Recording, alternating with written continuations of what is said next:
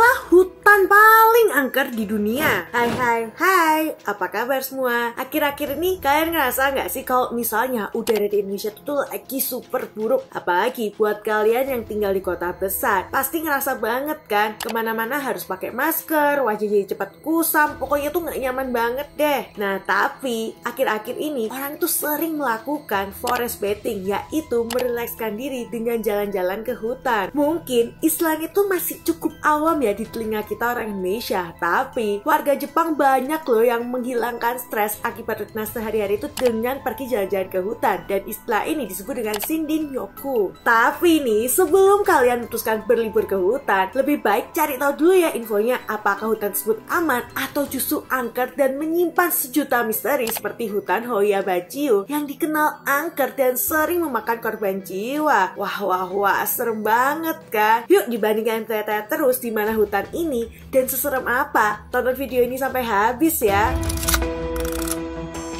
Hutan Hoyabachiu berada di kawasan Transylvania, Rumania, sebelah barat kota Cluj-Napoca. Walaupun saat ini, hutan yang memiliki luas 295 hektar tersebut dikenal sebagai tempat objek wisata dan sering digunakan sebagai tempat olahraga, bersepeda, main airsoft ataupun paintball, nyatanya masih banyak orang yang percaya bahwa Hoyabachiu merupakan tempat tinggal dari iblis, alien, dan juga merupakan lubang ke dimensi lain. Bahkan nih, saking seremnya Hoyabachiu udah sering masuk ke acara paranormal dokumenter di Ghost Adventure ataupun Truth Destination. Nama Hoyabachiu sendiri menurut orang-orang berasal dari kisah penggembala yang hilang ratusan tahun lalu. Jadi ceritanya nih, ada penggembala bernama Hoyabachiu yang memiliki banyak hewan ternak. Namun anehnya, hewan ternaknya itu tuh sering hilang satu persatu. Jadi suatu hari, dia memutuskan masuk ke dalam hutan untuk mencari hewan ternaknya. Sayangnya, si penggembala ini tidak pernah kembali dan dinyatakan hilang. Sejak saat itu, hutan yang tidak memiliki nama ini disebut sebagai hutan Hoyabachiu. Tapi nih,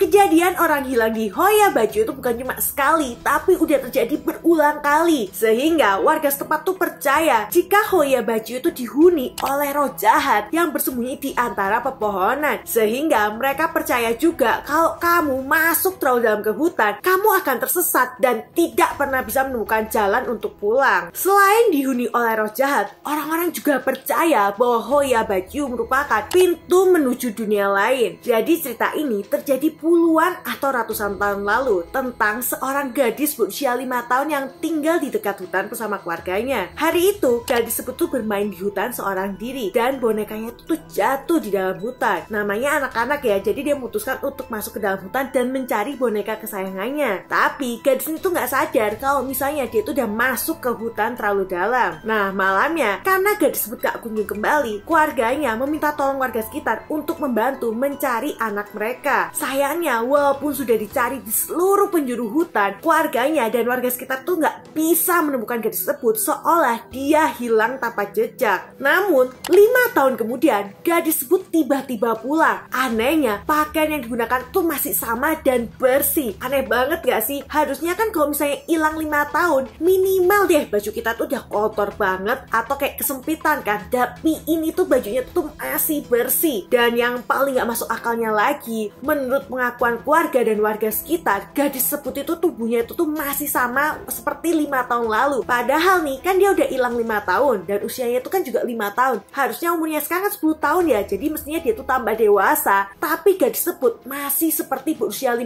tahun, seolah-olah dia itu tuh baru hilang beberapa jam saja. Makanya, sejak saat itu orang-orang tuh jadi percaya kalau Hoyabachiu itu merupakan pintu ke dunia lain, sehingga orang tuh bisa berpindah dimensi dengan cepat. Setelah kejadian itu, kisah paling populer terjadi pada awal 1960. Saat itu, seorang ahli biologi, Alexander Rusev, menangkap sebuah objek terbang di atas langit, sehingga orang-orang berasumsi bahwa objek tersebut adalah UFO. Hal tersebut semakin terbukti kuat bahwa objek tersebut adalah UFO karena pada tahun 1968, Emil Barnea menangkap gambar serupa di langit disebut hutan Hoia-Baciu. Jadi orang-orang semakin yakin bahwa hutan Hoia-Baciu merupakan tempat persembunyian para alien. Nah tapi nih, walaupun banyak cerita angker dan seram dari Hoia-Baciu, nyatanya masih banyak orang yang mencoba datang ke sana untuk membuktikan keangkeran hutan Hoia-Baciu. Walaupun demikian, banyak orang yang mengatakan tidak akan pernah kembali ke Hoia-Baciu karena saat di dalam